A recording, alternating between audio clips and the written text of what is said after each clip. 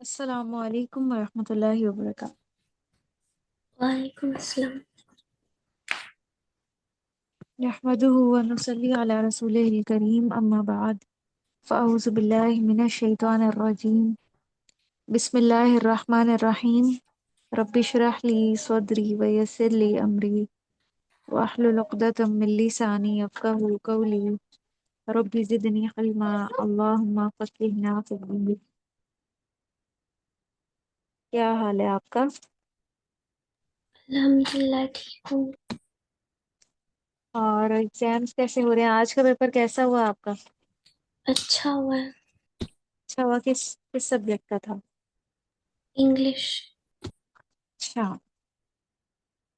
اور کون سا سبجیکٹ آپ کا فیوریٹ ہے؟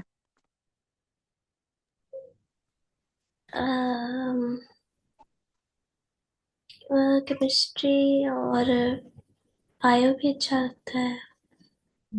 بیولوجی آپ کو پسند ہے تو آپ کا میڈیکل میں جانے کا ارادہ ہے نا؟ جی اور کیمسٹری میں جو فارمولاز ہیں وہ آپ کو یاد ہو جاتے ہیں؟ جی ہو جاتے ہیں۔ اچھا، مجھے تو کیمسٹری میں فارمولاز بہت مشکل لگتے تھے۔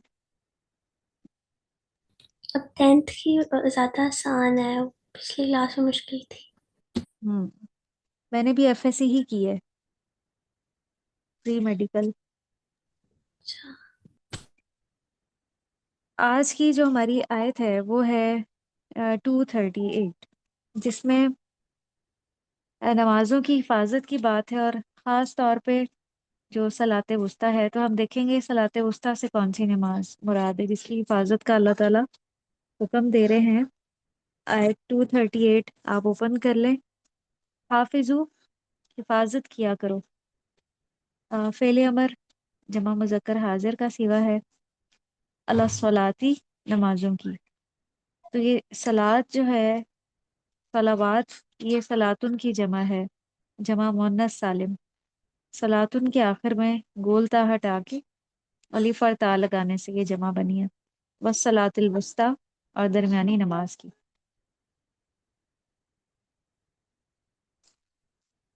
پیچھے جو احکامات گزرے ہیں اس میں نکاح کی بات ہو رہی تھی، مہر کی بات ہو رہی تھی، طلاق کی بات ہو رہی تھی، تو اب اچانک سے نماز کی بات آ گئی۔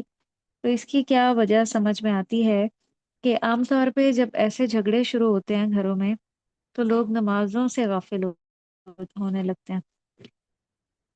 دوسرا یہ کہ جس طرح نماز اہم ہے، اللہ کا حق دینا اہم ہے، اسی طرح خاندانی زندگی میں انسانوں کا حق دینا بھی بہت اہم ہے۔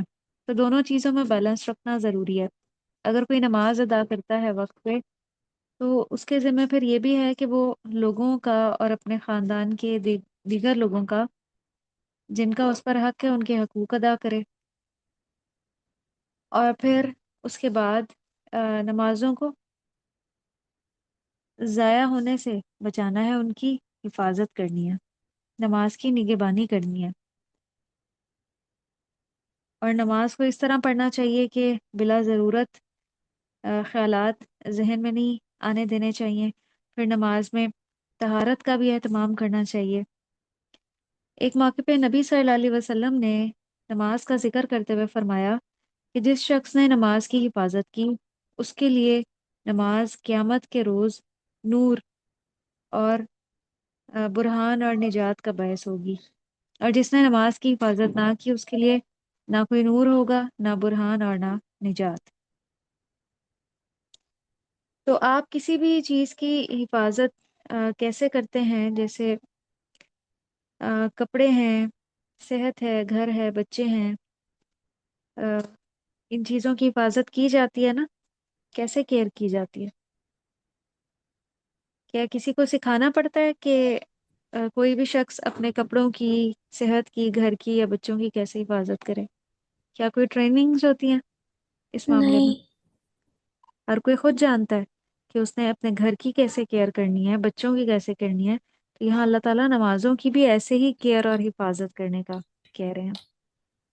اور سورہ المؤمنون میں جو کامیاب ہونے والے لوگ ہیں ان کی جو صفات اور کوالٹیز بتائی گئی ہیں، اس میں جو سب سے پہلی کوالٹی ہے نا، وہ یہ ہے کہ قد افلح المؤمنون الذین هم فی صلاتہم خاشعون، یقیناً فلاح پا گئے وہ مومن جو اپنی نمازوں میں خشوع کرتے ہیں۔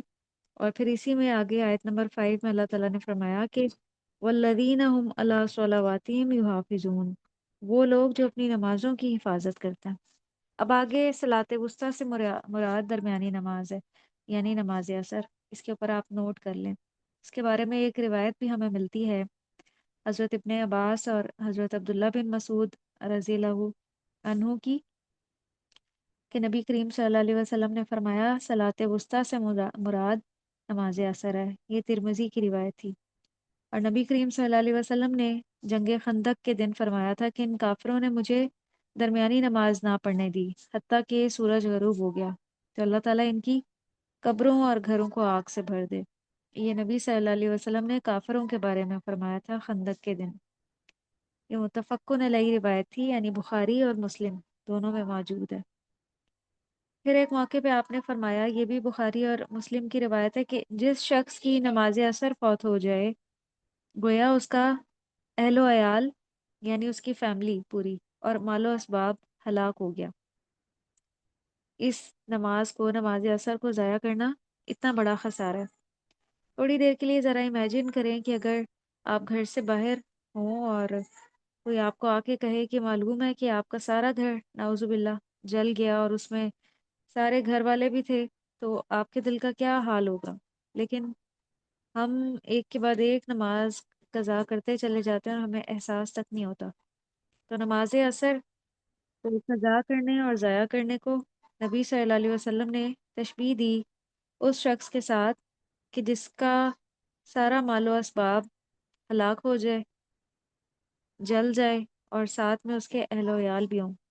تو اس کو جتنی تکلیف ہوگی، اس کا جتنا لاس ہوگا، جتنا خسارہ ہوگا، تو اتنا ہی خسارہ اس انسان کا بھی ہے جو جان بوجھ کے اثر کی نماز قضا کر دیتا ہے۔ اور پھر آگے ہے وَقُومُوا لِلَّهِ قانتین، اور کھڑے ہو جاؤ اللہ کے لیے فرما بردار بن کے۔ اس سے یہ اہم بات پتہ چل رہی ہے کہ نماز کھڑے ہو کر پڑھنا فرض ہے۔ اور قانتین، اس کا مطلب یہ ہوتا ہے کہ کسی کام پر ہمیشگی اختیار کرنا، خشوع و خضوع کے ساتھ اطاعت کرنا۔ تو نماز کی جو اصل حقیقت ہے وہ کیا ہے؟ وہ یہی ہے، قانتین، اظہار بندگی ہو، اس میں عاجزی کا اظہار ہو۔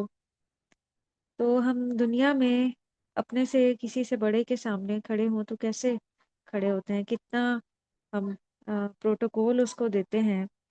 جب کسی مملکت کا سربراہ آتا ہے اس کو کس طرح ویلکم کیا جاتا ہے، کتنی عاجزی کے ساتھ اس کو گارڈ آف آنر دیا جاتا ہے۔ تو یہی جو کیفیت ہے وہ نماز میں بھی ہونی چاہیے۔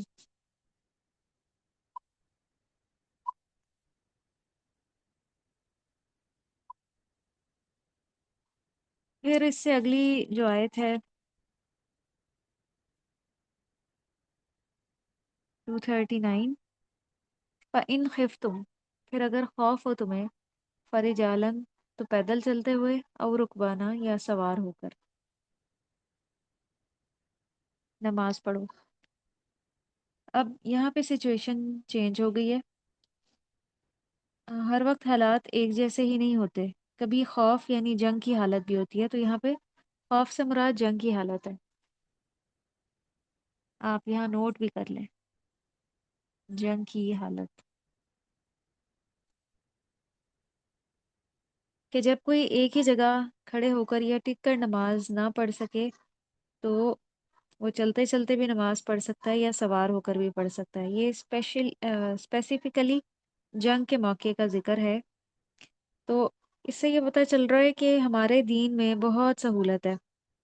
حضرت عبداللہ بن عمر رضی اللہ عنہ سے جب کوئی پوچھتا کہ نماز خوف کس طرح سے پڑھیں جنگ میں، وہ کہتے کہ سب سے پہلے امام آگے بڑھے، کچھ لوگ اس کے ساتھ نماز ادا کریں۔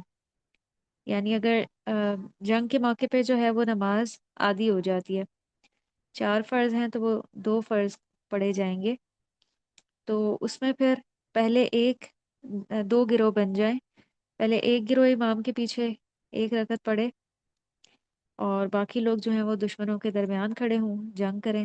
جب یہ لوگ امام کے ساتھ ایک رکعت نماز پڑھ لیں تو پیچھے چلے جائیں، اور جنہوں نے نماز نہیں پڑھی اب وہ لوگ آ جائیں اور امام کے ساتھ باقی ایک رکعت پڑھیں۔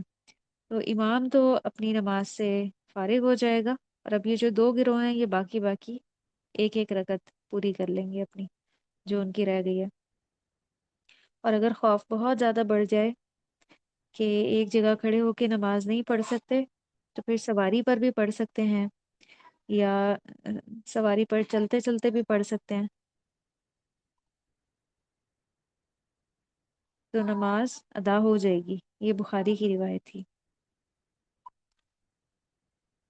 تو اس سے یہ پتہ چل رہا ہے ایک نہایت اہم سبق، کہ جب جنگ کے موقع پہ بھی نماز معاف نہیں ہے، جب دشمن کا بھی جان جانے کا بھی خوف ہوتا ہے، خوف کا پیک لیول ہوتا ہے جو میدان جنگ ہے۔ اگر ہم ذرا امیجن کریں کہ جنگ کا میدان، وہاں پہ آم، دشمن کا خوف، جان کے جانے کا خوف، مالی خوف، کئی طرح کے خوف انسان کو آ، اس کی نظر میں ہوتے ہیں، اس کے سامنے ہوتے ہیں۔ تو اگر ایسے موقع پہ بھی نماز معاف نہیں ہے، تو پھر عام حالات میں کس طرح سے نماز معاف ہو سکتی ہے؟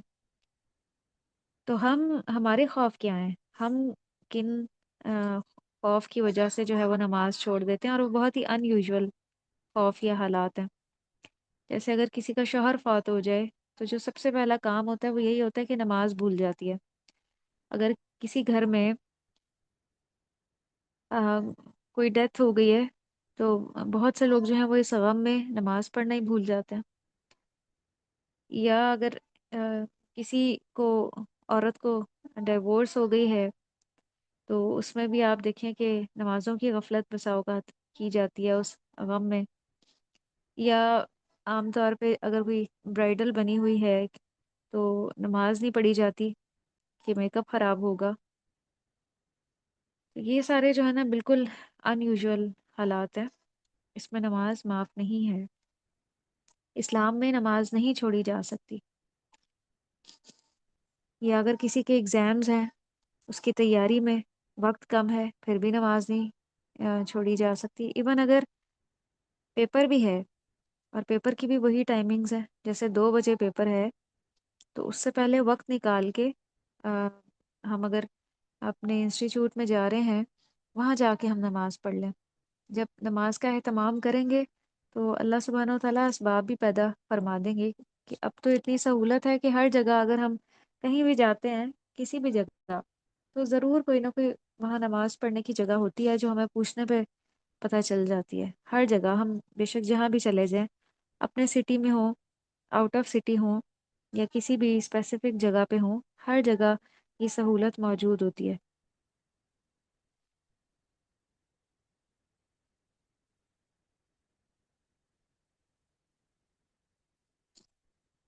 فَإِذَا أَمِنْتُمْ، پھر جب امن میں آ جاؤ تم، فَاذْكُرُوا اللَّهَ، تو یاد کرو اللہ کو۔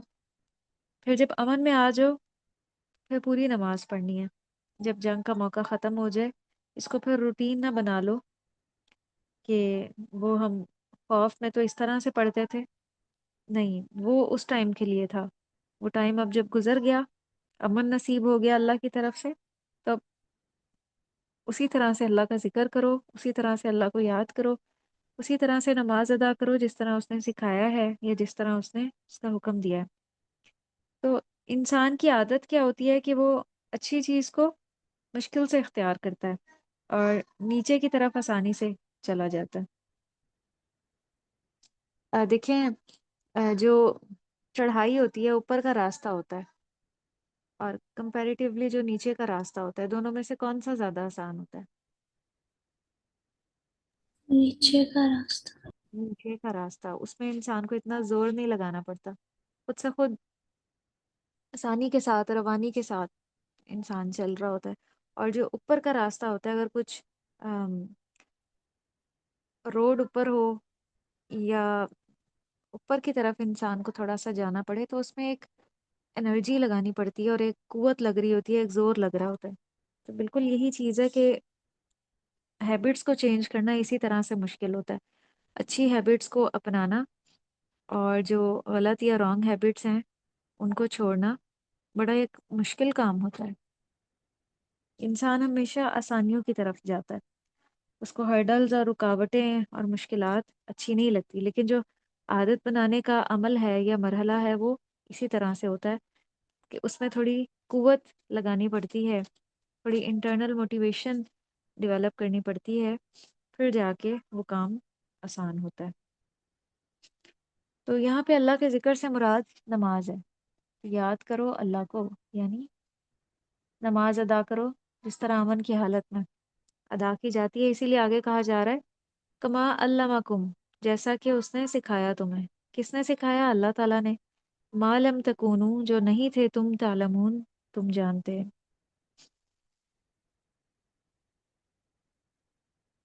نبی کریم صلی اللہ علیہ وسلم نے ایک موقع پہ فرمایا تھا کہ نماز ایسے پڑھو جیسے مجھے دیکھتے ہو کہ میں پڑھتا ہوں۔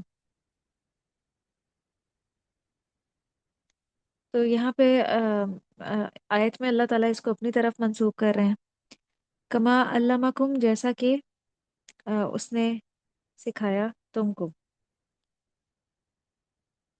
تو نبی کریم صلی اللہ علیہ وسلم بھی اسی طریقے کے مطابق نماز پڑھتے تھے جس طرح اللہ تعالیٰ نے سکھایا تھا۔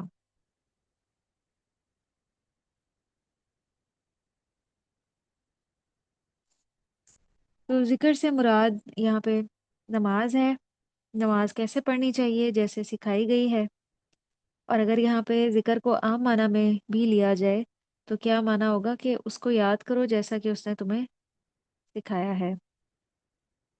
اس سے ملتی جلتی ایک اور آیت سورہ البقرہ میں پیچھے بھی گزری ہے، 198، وَاذْكُرُوهُ كَمَا هَدَاكُمْ، یہ پیچھے گزری ہے جس کا معنی بھی یہی تھا کہ اس کا ذکر کرو جیسا کہ اس نے تمہیں ہدایت دی ہے۔ ذکر کرنے میں بھی، اللہ کو یاد کرنے میں بھی وہ اذکار کرنے چاہیے جو اللہ تعالیٰ نے سکھائے ہیں۔ بہت سے لوگ خود سے اذکار بنا لیتے ہیں اور پھر ان کی تعداد بھی مقرر کر لیتے ہیں کہ 100 دفعہ یہ وظیفہ پڑھیں، 200 بار یہ وظیفہ پڑھیں، 500 بار یہ وظیفہ پڑھیں۔ تو یہ سارے خود ساختہ طریقے ہیں۔ جب تک کسی چیز کا فگر نبی صلی اللہ علیہ وسلم نے متعین نہیں کیا یا آپ نے نہیں بتایا تو ہم بھی اس طرح سے نہیں کر سکتے۔ اور آپ دیکھیں گے کہ جو میجورٹی اذکار ہیں اس میں آ، ہمیں یہ اس طرح کے فگرز نہیں ملتے، 100، 200، 300 یا 1000۔ ہاں، جو آپ نے طریقہ اختیار کیا ہم اس طرح سے کریں گے، جیسے نبی کریم صلی اللہ علیہ وسلم صبح اور شام 3 3 بار جو ہے قل اعوذ برب الفلق، قل اعوذ برب الناس اور سورۃ الکافرون پڑھا کرتے تھے، یہ آپ کا طریقہ تھا۔ پھر اس کے بعد آیت نمبر 240 ہے، والذین، اور وہ لوگ جو توفونا، جو فوت ہو جاتے ہیں، منکم، تم میں سے، وَيَذَرُونَ، اور وہ چھوڑ جاتے ہیں، ازواجن، بیویاں، وصیتاً، وصیت کرنا ہے، لِأَزْوَاجِهِمْ، اپنی بیویوں کے لیے، متان، فائدہ پہنچانا، الی الحولی، 1 سال تک، غیر اخراج، بغیر نکالے۔ اب یہ آیت جو ہے یہ منسوخ ہو گئی ہے، یہ اس کی تلاوت تو باقی ہے لیکن اس کا حکم منسوخ ہو گیا ہے۔ جیسے زمانہ جاہلیت میں تھا ویسے ہی پہلے مسلمان عورتوں کے لیے بھی حکم تھا کہ وہ 1 سال تک شوہر کے گھر میں ہی رہیں، وہ عورتیں جن کے شوہر فوت ہو جائیں اور اس کے مال و متاع سے فائدہ اٹھائیں۔ لیکن بعد میں جب پراپر قانون آ گیا اور عورت کو وراثت میں بھی حصہ دیا گیا تو اب جب وہ اپنے گھر سے نکلتی ہے عدت پوری کرنے کے بعد تو پھر کیا ہے، اس کی وراثت بھی اس کے پاس ہوگی۔ پھر اس کی مرضی ہے کہ وہ اگر آگے نکاح کرنا چاہتی ہے شوہر کی وفات کے بعد، عدت مکمل ہو گئی ہے تو وہ کر سکتی ہے۔ فَإِنْ خَرَجْنَا، پھر اگر وہ نکل جائیں، فَلَا جُنَاحَ، تو نہیں کوئی گناہ، علیکم، تم پر، فیما، اس معاملے میں جو، پالنا وہ کریں، فی انفسہن، اپنے نفسوں کے بارے میں، बिन मारूफ, मारूफ तरीके से।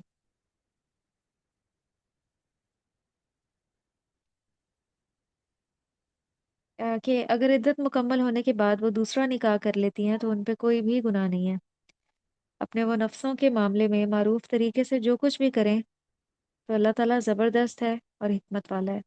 अल्लाह अजीज़ुन हकीम। बाद में ये आयत जो है मंसूख हो गई थी। यहाँ पे तो 1 साल बताया जा रहा है शौहरों के फौत होने के बाद। अब अगर किसी का शौहर फौत हो जाए तो उसकी इद्दत कितनी है, कितने दिन इद्दत के गुजारेगी? तीन जी, जिस औरत 3 है तो तलाक याफ्ता औरत की इद्दत है। जिसका शौहर फौत हो जाए उसकी क्या इद्दत है? 4 महीने 4 महीने और 10 दिन। 10 दिन। और इसके बाद वो चाहे तो निकाह करना चाहे तो कर सकती है, ना करना चाहे तो ये उसकी अपनी मर्जी है। उसको अल्लाह ताला ने राइट दिया है कि वो अपने बारे में जो बेहतर और मुनासिब समझती है वो तरीका अडॉप्ट कर सकती है। और अ, किसी भी मामले में ना उसके घर वालों को रुकावट बनना चाहिए और ना उसके वली को। ये अल्लाह ताला ने उसको इजाज़त दी है।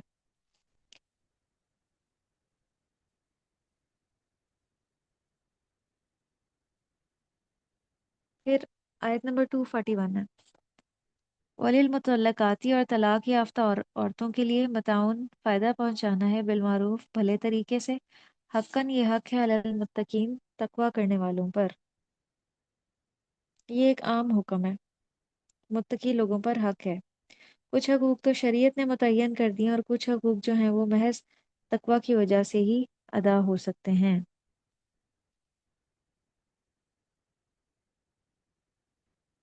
कज़ालिका इसी तरह युबय्यिनु खोल खोल कर बयान करता है अल्लाह लकुम तुम्हारे लिए आयाती ही अपनी आयत को लअल्लकुम ताकि तुम ताकिलून तुम अकल से काम लो।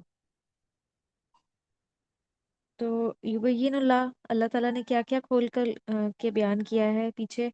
निकाह के अहकामात थे, तलाक के थे, इद्दत और रज़ात वगैरह जो अहकामात पीछे गुजरे हैं ये सारे इसमें आ जाएंगे। बेशक आप युबय्यिनु के ऊपर नोट कर लें कि निकाह, तलाक, इद्दत और रज़ात,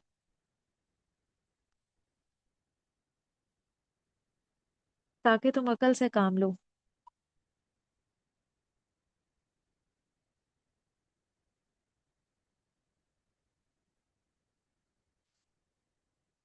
अम, बाज लोग जो हैं वो यहाँ पे ये एतराज़ करते हैं कि इस्लाम ने औरत पर ही क्यों इद्दत रखी है, मर्द को क्यों इजाज़त दी है कि वो फौरन अगले दिन भी और निकाह करना चाहे या शादी करना चाहे तो कर सकता है।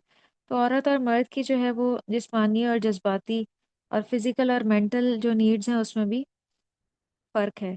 औरत जो है वो जज्बाती तौर पर बहुत ज़्यादा सदमे से गुजरती है, तो उसको इससे बाहर आने के लिए एक वक्त चाहिए होता है, चाहे वो तलाक का मौका हो या चाहे वो बेवा हो जाए। तो इसके पीछे यही हिकमत है।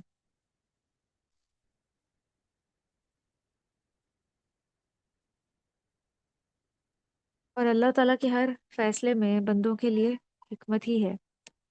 तो हमें अल्लाह का कोई हुक्म समझ में आए या ना आए, उसकी हिकमत समझ में आए या ना आए, एक बंदा मोमिन का ये तर्ज अमल होता है, वो कहता है समेना व अताना, मैंने सुना और मैंने अतात की।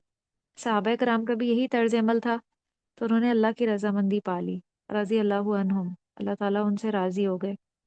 हमारा भी यही तर्ज अमल होना चाहिए।